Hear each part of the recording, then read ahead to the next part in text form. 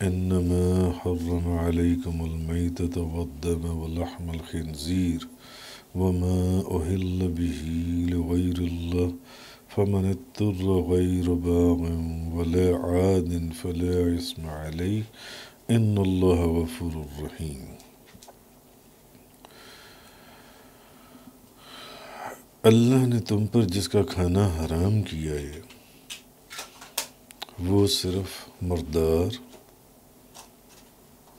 خون، خنزیر کا گوشت اور وہ جانور جس پر ذبح کے وقت غیر اللہ کا نام لیا گیا ہو۔ یہ چار چیزیں، مردار، خون، خنزیر کا گوشت اور وہ جانور جس پر ذبح کے وقت غیر اللہ کا نام لیا گیا ہو۔ فمن اضطر غیر باغ ولا عاد فلا اثم علیہ، تو جو شخص مجبور ہو جائے جبکہ وہ نافرمانی کرنے والا اور حد سے بڑھنے والا نہ ہو تو اس پر کھانے یا استعمال میں کوئی گناہ نہیں ہے۔ ان اللہ غفور الرحیم، بے شک اللہ بہت بخشنے والا، بے حد مہربان ہے۔ تو اس میں جن چار چیزوں کا ذکر کیا گیا اور پھر جو شخص مجبور ہو جائے، اس میں آج ہم پہلی چیز کا ذکر کریں گے۔ مردار ذبح کیے جانے والے جانوروں میں سے جو جانور بغیر ذبح کے اپنی طبعی موت مر گیا اس کو مردار کہتی ہیں۔ ذبح کیے جانے والے جانوروں میں سے جو جانور بغیر ذبح کے اپنی موت مر گیا خود ہی سے، اس کو مردار کہتی ہیں، وہ مردار ہے۔ اب قرآن مجید کی اس نص قطعی سے بظاہر تو ہر مردار کا کھانا حرام ہے، ہر مردار کا کھانا حرام ہے جی، کیونکہ ذبح کیے جانے والے جانوروں میں سے گائے کو آپ ذبح کرتی ہیں، بکرے کو آپ ذبح کرتی ہیں، مرغے کو آپ ذبح کرتی ہیں، بغیر ذبح کی وہ مر گیا اپنی طبعی موت، کہیں راستے میں، کسی چوک میں، چوراہے میں مرا پڑا تھا، کسی جنگل میں، وہ مردار ہے، وہ کھانا حرام ہے، اس کو نہیں کھانا۔ تو اب اس نص قطعی سے قرآن مجید کی ہر مردار کا کھانا حرام ہے، ہر مردار کا کھانا حرام ہے۔ لیکن جو سمندر کے مردہ جانور ہیں ان کو اس میں سے خاص کر لیا گیا، جو سمندر کے مردہ جانور ہیں۔ قرآن مجید میں ہے أُحِلَّ لَكُمْ صَيْدُ الْبَحْرِ وَطَعَامُهُ مَتَاعًا لَكُمْ وَلِلسَّيَّارَةِ، تمہارے اور مسافروں کے فائدے کے لیے سمندر کا شکار اور اس کا طعام حلال کر دیا گیا ہے۔ سمندر کا جون سا کھانا ہے، سمندر کا جو شکار ہے، سمندر کا جو بھی کھانا ہے، طعام ہے، اس کو حلال کر دیا گیا تمہارے فائدے کے لیے، مسافروں کے فائدے کے لیے، سمندر کا جو کھانا ہے۔ اب امام احمد اور امام شافعی کے نزدیک مچھلی ہو یا کوئی اور سمندری جانور سب بغیر ذبح کے حلال ہیں، سب بغیر ذبح کے حلال ہیں۔ اور امام مالک کے نزدیک سمندری خنزیر کے علاوہ سب حلال ہیں۔ امام مالک اور امام شافعی کے نزدیک مچھلی ہو یا کوئی اور سمندری جانور یعنی امام مالک اور امام احمد اور امام شافعی کے نزدیک سمندر کی سب چیزیں حلال ہیں، جو مرضی آپ کھا سکتی ہیں، سمندر کی تمام چیزیں، وہ مچھلی ہے یا کوئی اور سمندری جانور ہے، سب حلال ہے امام شافعی اور امام احمد کے نزدیک۔ امام مالک کے نزدیک سمندری خنزیر کو چھوڑ کر باقی سب کچھ حلال ہے،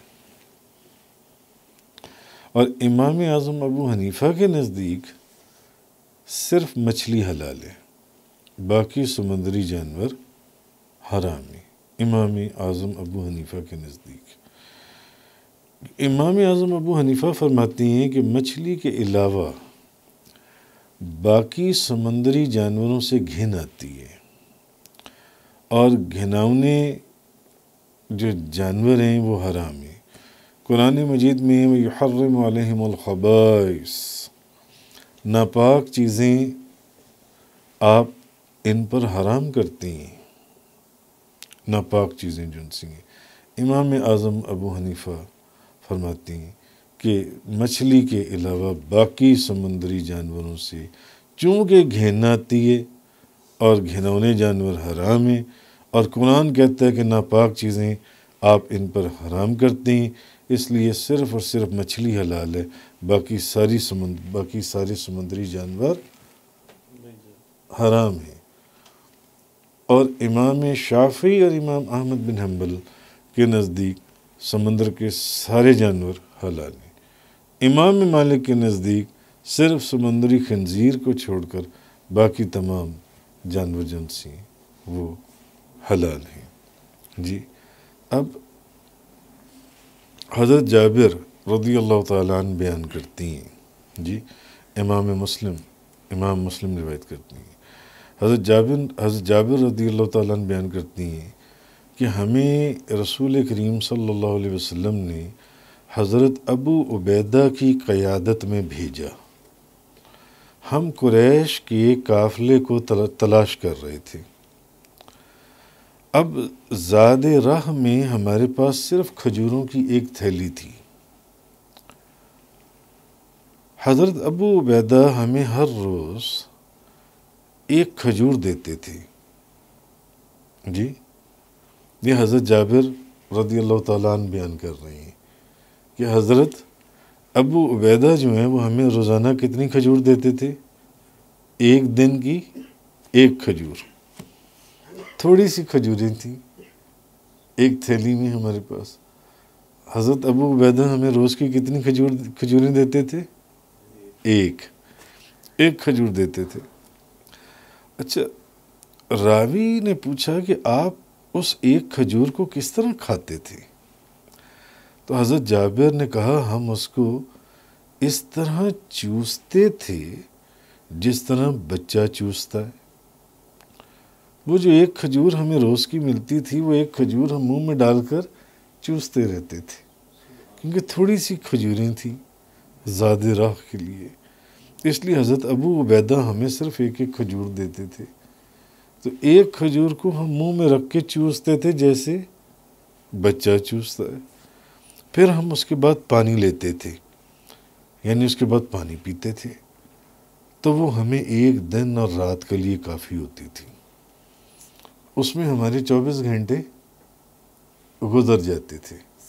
وہ ایک کھجور ہم چوستے رہتے تھے، اس کے بعد ہم پانی پیتے تھے، تو ایک دن ہمارا 24 گھنٹے گزر جاتے تھے، اور ہم لاٹھیوں سے درختوں کے پتے جھاڑتے پھر ان کو پانی میں بھگو کر کھا لیتے تھے، ان پتوں کو پانی میں بھگو کے ہم کھا لیتے تھے۔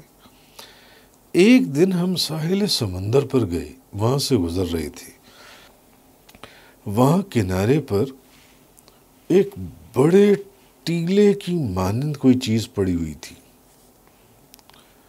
سمندر کے کنارے ایک بہت بڑی چیز پڑی ہوئی تھی، جیسے ٹیلا ہوتا ہے، چھوٹی سی پہاڑی نما ایک چیز پڑی ہوئی تھی، بہت بڑی ایک چیز پڑی ہوئی تھی۔ ہم اس کے پاس گئے، دیکھا تو وہ ایک جانور ہے، جس کو عنبر کہا جاتا تھا، جس کو عنبر کہا جاتا تھا، حضرت ابو عبیدہ نے کہا یہ مردار ہے. پھر کہا نہیں، ہم رسول کریم صلی اللہ علیہ وسلم کے نمائندے ہیں اور اللہ کے راستے میں ہیں، اور تم لوگ حالت اضطرار میں ہو، یعنی بے بسی کی حالت میں ہو. یعنی اس وقت بھلے یہ مردار ہے، کہنے کا مقصد ان کا یہ تھا کہ بھلے یہ مردار ہے مگر اس وقت تم مجبور ہو، بے بس ہو، تمہارے پاس صرف کھجوریں ہیں جو ایک کھجور روز کی لیتے ہو، تو اس وقت تم اس حالت میں ہو، اس لیے اس کو کھاؤ. اب وہ فرماتے ہیں کہ ہم کتنے لوگ تھے؟ 300 لوگ. ہم 300 لوگ تھے اور اس مقام کے اوپر ہم 1 مہینہ ٹھہرے. 1 مہینہ ٹھہرے. اب 300 بندہ جب روز کا کھائے گا تو بتائیے کتنے بندے نے کھایا؟ اگر ایک دن میں کھائی تو 9000 بندے نے. وہ کتنا بڑا جانور تھا، کتنا بڑا جانور تھا جس کو 9000 بندوں نے کھایا. اس کو کھا کھا کر ہم موٹے ہو گئے. حضرت جابر فرماتے اس کو کھا کھا کر ہم موٹے ہو گئے. جی مجھے یاد ہے کہ ہم نے اس کی آنکھ کی جو ڈھیلے ہیں، آنکھ کا جو ڈھیلا ہے، اس آنکھ کے ڈھیلے، وہ کتنا بڑا جانور تھا جس کی آنکھ کے ڈھیلے سے مشکوں سے بھر بھر کر اس جانور سے ہم نے چربی نکالی تھی. بوریوں کی بوریاں، مشکوں کی مشکیں، صرف اس کی آنکھ کے ڈھیلے سے ہم نے چربی نکالی تھی. اور اس میں سے بیل کے برابر جو ہم گوشت کے ٹکڑے کاٹتے تھے، وہ ایک ایک بیل کے برابر ایک ایک ٹکڑا ہوتا تھا. بیل کتنے؟ 8-10 من کا تو ہوتا ہو. ایک ایک بیل کے برابر گوشت کا ایک ایک ٹکڑا تھا، جس کی آنکھ کے ڈھیلے سے ہم بوریوں اور مشکوں کے اندر چربی نکالتے تھے. جی اتنے بڑے گوشت کے ٹکڑے کاٹتے تھے. حضرت ابو عبیدہ نے ہم میں سے 13 آدمیوں کو لے کر، یعنی ایک دن حضرت ابو عبیدہ نے کیا کیا، ہم میں سے 13 بندے لیے اور اس جانور کی وہ جو آنکھ کی ڈھیلے کے اندر جگہ خالی ہوئی تھی اس کے اندر بٹھا دیا، اس کے اندر بٹھا دیا، اور اس کی ایک پسلی کو کھڑا کیا اور سب سے بڑے اونٹ کی پیٹھ پر کجاوا کس کر اس کے نیچے سے گزار دیا. جی صرف اس کی ایک پسلی کو اس کو کھڑا کیا، اور اس کے گوشت کو ابال کر ہم نے زاد راہ تیار کر لیا. مدینہ منورہ پہنچنے کے بعد ہم نبی کریم صلی اللہ علیہ وسلم کی خدمت میں حاضر ہوئے اور آپ سے اس واقعے کا ذکر کیا. آپ نے فرمایا، ہاں وہ مردار جانور تھا، بے بسی کی حالت میں اب جائز ہے، کھاؤ. بھلے وہ مردار جانور تھا، بے بسی کی حالت میں اجازت ہے، اب کھاؤ. واقعے کا ذکر آپ نے فرمایا یہ ایک رزق ہے. جب نبی کریم صلی اللہ علیہ وسلم نے سنا سارا واقعہ، جب حضور نبی کریم صلی اللہ علیہ وسلم نے سارا واقعہ سنا تو حضور نے فرمایا یہ ایک رزق ہے جو اللہ تعالیٰ نے تم کو عطا فرمایا. کیا تمہارے پاس اس کے گوشت میں سے کچھ ہے؟ اگر ہے تو ہمیں بھی کھلاؤ. حضور نے کیا فرمایا؟ ہمیں بھی کھلاؤ اس کے گوشت میں سے اگر تمہارے پاس کوئی چیز ہے. اب حضرت جابر فرماتے ہیں کہ گو کہ وہ جانور، آپ نے فرمایا حضرت ابو عبیدہ نے کہ وہ جانور یہ مردار ہے، لیکن چونکہ اضطرار کی حالت ہے اس لیے جائز ہے، کھاؤ اس کو.